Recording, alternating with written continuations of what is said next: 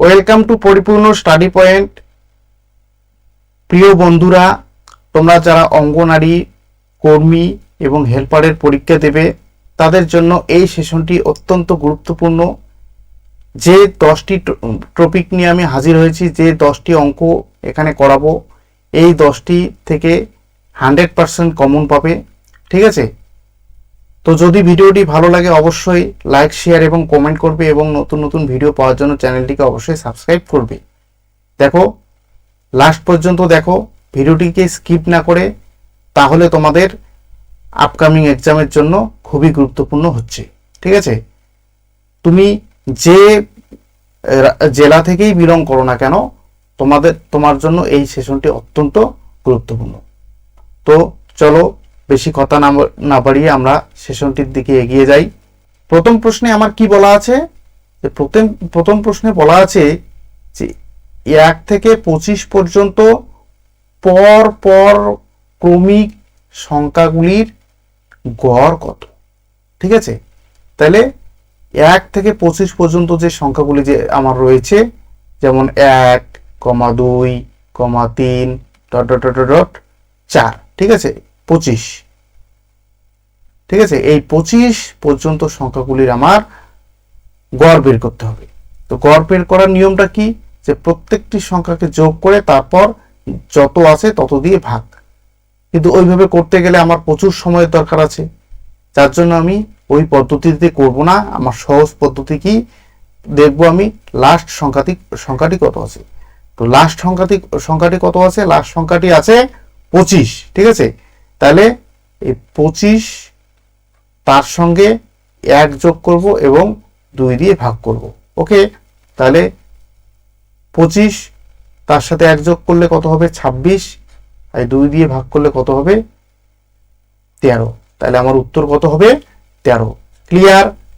দেখো ভাই, কারো যদি বুঝতে কোনো অসুবিধা হয় তাহলে ভিডিওটি বারবার দেখো, আশা করি ক্লিয়ার হয়ে যাবে। ওকে, এবার ধরো তোমাদের দেওয়া আছে 1 থেকে 50, 51 পর্যন্ত সংখ্যাগুলির গড় কত। ঠিক আছে, এরকম দেওয়া থাকলো, এই সংখ্যাটিকে চেঞ্জ করে দেওয়া হলো, 25-এর জায়গায় বলা থাকলো 1 থেকে 51 পর্যন্ত সংখ্যাগুলির গড় কত। তাহলে আমি কিভাবে বার করব? সেক্ষেত্রে আমি কি করব? 51 প্লাস 1 ডিভাইডেড বাই 2। তাহলে 51 প্লাস 1 ডিভাইডেড বাই কত? 2। তাহলে এটা কত হচ্ছে? 52 বাই 2 ভাগ করলে কত হবে? 26। ওকে, ক্লিয়ার? পরের প্রশ্নে কি বলা আছে? পরের প্রশ্নে বলা আছে যে পর পর 3টি ক্রমিক সংখ্যার সমষ্টি হচ্ছে 43।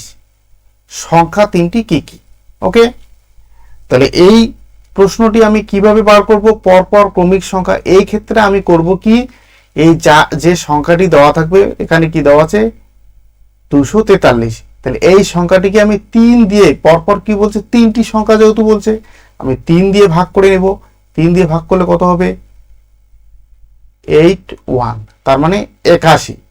ঠিক আছে, এই যে যেটা পেলাম, এখানে আমি এখন দেখব এই 81 কোথায় রয়েছে, মাঝের সংখ্যা। এটা হবে কোন সংখ্যা? 81টা হবে পরপর 3টি সংখ্যার মাঝের সংখ্যাটি। ঠিক আছে, তাহলে এখানে মাঝের সংখ্যাটি খুঁজি, 81 কোথায় আছে? দেখো, এইখানে মাঝের সংখ্যাটি হচ্ছে 81, তাছাড়া কোথাও কিন্তু মাঝের সংখ্যা 81 নেই। তাহলে আমার উত্তর কোনটা হবে? 81। ঠিক আছে, খুবই সহজ। কি করলাম? এখানে 3টি সংখ্যার কথা বলা আছে, পরপর 3টি ক্রমিক সংখ্যা। তাহলে আমি কি করব? যা দেওয়া থাকবে, 43 আছে, 243, সেটাকে আমি যা দেওয়া থাকবে, জটিল সংখ্যার কথা বলবো, 3 দিয়ে আমি ভাগ করে নিলাম। 3 দিয়ে ভাগ করলে কত হবে? 81। এবার এইটা হচ্ছে মিডিল সংখ্যা, আমি মিডিলে দেখব কোথায় 81 রয়েছে, সেই সংখ্যাটি আমার উত্তর হবে উত্তর। ওকে, আচ্ছা, পরের প্রশ্নে বলা আছে যে 15.3:11.3 এর ব্যস্ত অনুপাত কি হবে? ওকে, তাহলে এর ব্যস্ত অনুপাত কিভাবে আমরা বের করব? দেখো ভাই, অনুপাতের ক্ষেত্রে যে তত্ত্বটি আমাদেরকে খেয়াল রাখতে হবে সেটা হচ্ছে, অনুপাতের ক্ষেত্রে আমার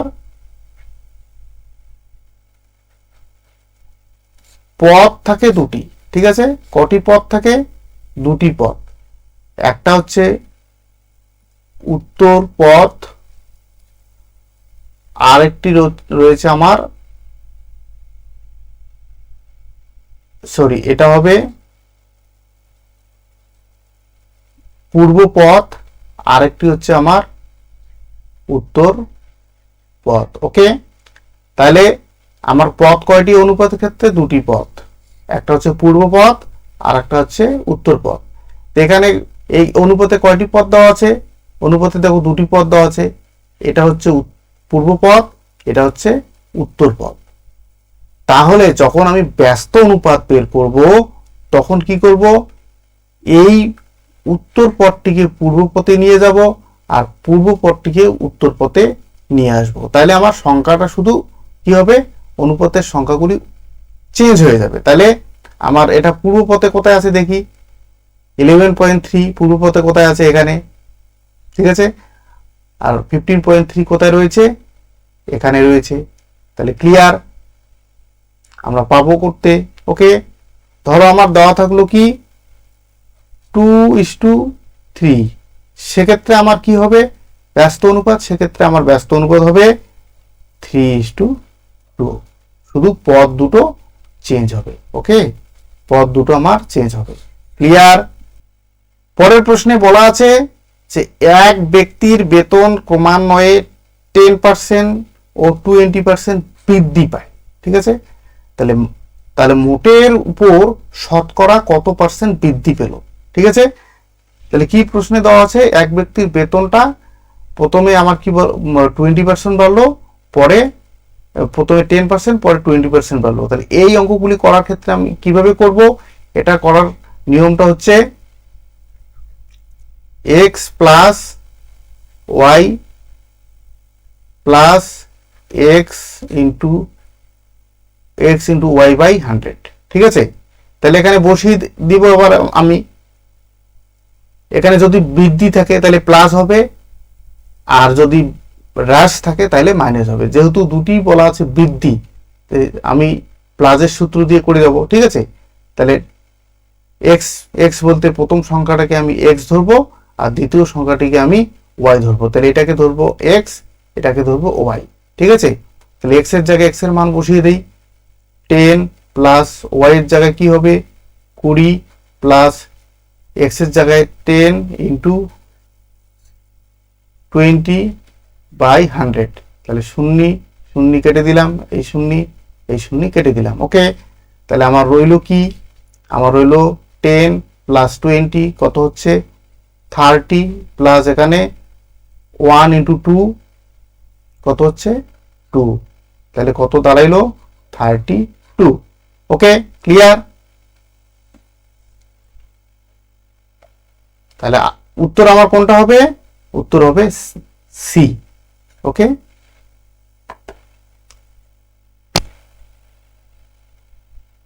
আচ্ছা, পরের প্রশ্নে কি বলা আছে? পরের প্রশ্নে বলা আছে এক ব্যক্তির বেতন ক্রমান্বয়ে 10% হ্রাস ও 20% বৃদ্ধি পায়। তো এক্ষেত্রে আমার কি আছে? একটা আছে হ্রাস, একটা আছে বৃদ্ধি। এক্ষেত্রে আমার খেয়াল রাখতে হবে এই হ্রাসের ক্ষেত্রে আমি মাইনাস চিহ্ন ব্যবহার করব আর বৃদ্ধির ক্ষেত্রে আমি প্লাস চিহ্ন ব্যবহার করব। ওকে, তাহলে আমি ওই সূত্রেই যাই। এটাকে ধরবো আমি এক্স, এটাকে ধরবো ওয়াই, ঠিক আছে? তাহলে x plus y plus x into y by 100। Okay, তাহলে এক্স এর মান আমার কি হবে? যেহেতু আমার হ্রাস পাচ্ছে, তাহলে কি হবে? মাইনাস ধরবো আমি, তাই -10। আর ওয়াইটা কি এখানে কি ওয়াইটা কি বৃদ্ধি পাচ্ছে, তাহলে আমি এখানে 20 ধরবো। 20 এটা কি প্লাস ধরবো, যেহেতু বৃদ্ধি, প্লাস 20। এবার প্লাস এখানে যেহেতু এক্সটা মাইনাস, তাহলে -x10 ইন্টু -20। -20 হবে না, এটা +20 হবে, যেহেতু বৃদ্ধি পাচ্ছে তাহলে +20 ইন্টু 100। ওকে, তাহলে এবার এই 20 থেকে আমি 10 বাদ দিলে আমার কত থাকছে? 10 থাকছে। এটা প্লাস হবে না মাইনাস হবে, আমি গুণ করে নিচ্ছি। প্রথমে এই দুটোকে গুণ করব, এই মাইনাস গুণ করলে প্লাস গুণ করলে আমার কি হবে, মাইনাস হবে। এই মাইনাস এই প্লাস গুণ করলে আমার মাইনাস হবে। ওকে, তাইলে আর এখানে এই শূন্য কেটে দিলাম, এই শূন্য কেটে দিলাম। তাহলে আমার গুণ করে কত, এই 2 আর 1 গুণ করে কত আসছে আমার 2। ঠিক আছে, তাহলে 10-এর থেকে 2 বাদ দিলে আমার কত হবে 8। তাহলে আলটিমেটলি আমার আনসার কি হবে 8। ওকে, ক্লিয়ার? কারো যদি কোনো জায়গায় বুঝতে অসুবিধা হয় আমি আবারও বলছি, বারবার ভিডিওটিকে দেখো, আশা করি ক্লিয়ার হয়ে যাবে। ঠিক আছে, আর তোমাদের আইসিডিএস অঙ্গনারীর কর্মীর যে পরীক্ষাগুলি হয় সেখানে খুব কঠিনতম অঙ্ক থাকে না। ঠিক আছে, সাধারণ অঙ্কই থাকবে, ঘাবড়ানোর কিছুই নেই। তোমরা শুধু এই টাইপের অঙ্কগুলিকে প্র্যাকটিস করো বারবার, তোমার টাইপ অবশ্যই কমন পড়বে। হ্যাঁ, ডেটা একটু চেঞ্জ করে দিতে পারে। দেখো এখানে 10-এর জায়গায় তোমার 6 নম্বর প্রশ্নে কি দেওয়া আছে, 1 কেজি চালের দাম 56 টাকা, 1 কেজি ডালের দাম 112 টাকা এবং 1 কেজি তেলের দাম 168 টাকা হলে তাদের দামের অনুপাত কি হবে? ঠিক আছে, এটা হলে তাদের দামের অনুপাত কি হবে? তাহলে আমরা কিভাবে বের করব? যেহেতু সব 1 কেজি 1 কেজি করে দেওয়া আছে, তাহলে আমি কি লিখবো, আমি 56:112:168। দেখো এই 56কে যদি আমি এটা দিয়ে ভাগ করি তাহলে কত হবে, 2 হবে। এই 56কে এটাকে ভাগ করি তাহলে আমার হবে 3। তাহলে আমার এখানে থাকছে কত, 1:2:3। তাহলে উত্তর আমার কি হবে, উত্তর হবে এ। ওকে, 1:2:3, এটাই হবে আনসার। আচ্ছা, নেক্সট কোশ্চেনে কি বলা আছে? নেক্সট কোশ্চেনে বলা আছে যে বৃত্তের ব্যাসার্ধ 60 সেমি, তাহলে বৃত্তের পরিধির মান কত? ওকে, তো এখানে আমার কি পরিমিতির থেকে অঙ্ক আসছে, পরিমিতির থেকেও তোমাদের অঙ্ক থাকবে, খুব কঠিন থাকবে না, সূত্র কিছু মনে রাখলেই তোমরা অঙ্ক পেয়ে যাবে। তাহলে এখানে কি, যে বৃত্তের পরিধির সূত্র আমরা কি জানি? বৃত্তের পরিধির সূত্র জানি 2πr। ওকে, বৃত্তের পরিধির সূত্র আমরা কি জানি?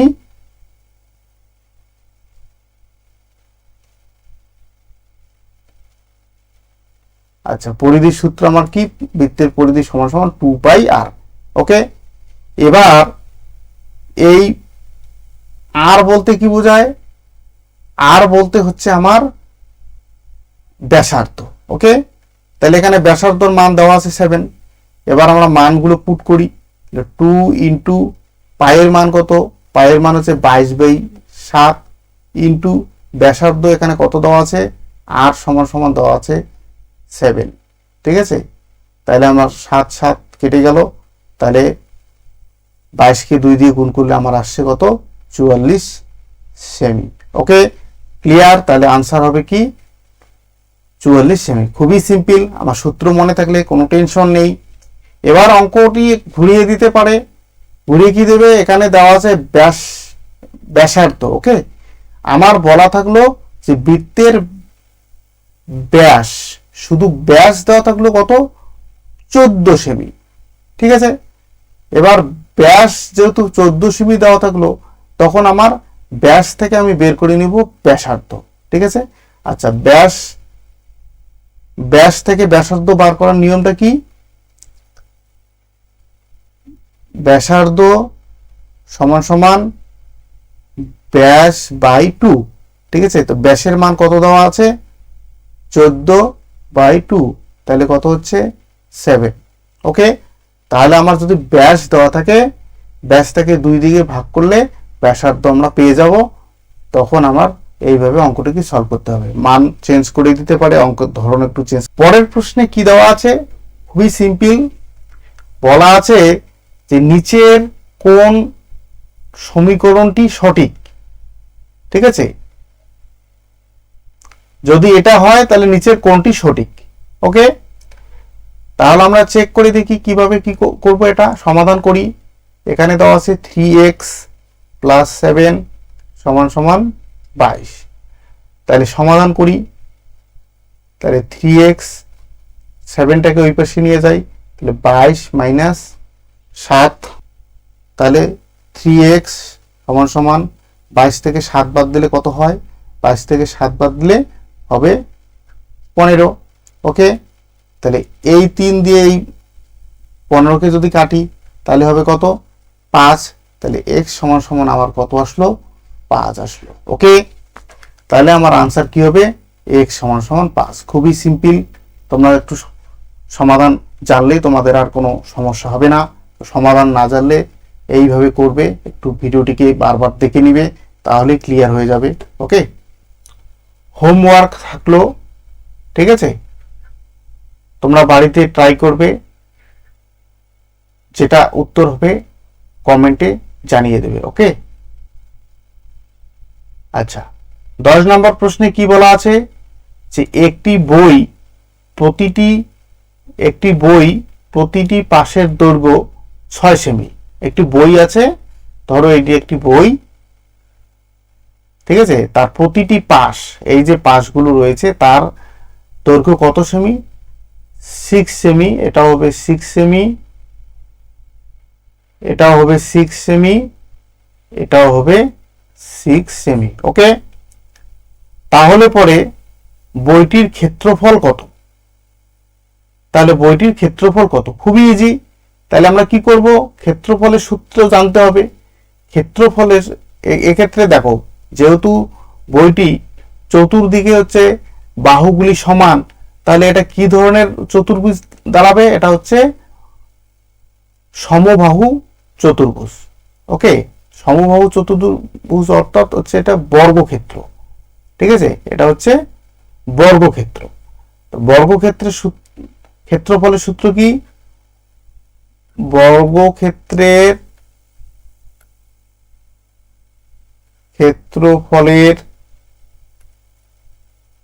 সূত্র হচ্ছে কি? বাহু স্কয়ার। ওকে, তাহলে বর্গক্ষেত্রের ক্ষেত্রফলের সূত্র হচ্ছে বাহু স্কয়ার। তো বাহু আমার কত পেলাম? বাহু হচ্ছে 6 সেমি, তাহলে 6 তার স্কয়ার, তাহলে কত আনসার আসছে আমার? 36। ক্লিয়ার? তাহলে আমার উত্তর কত হবে? 36। তাহলে বন্ধুরা, যদি ভিডিওটি ভালো লাগে তাহলে অবশ্যই লাইক, শেয়ার এবং কমেন্ট করবে, এবং নতুন নতুন ভিডিও পাওয়ার জন্য চ্যানেলটিকে সাবস্ক্রাইব করবে।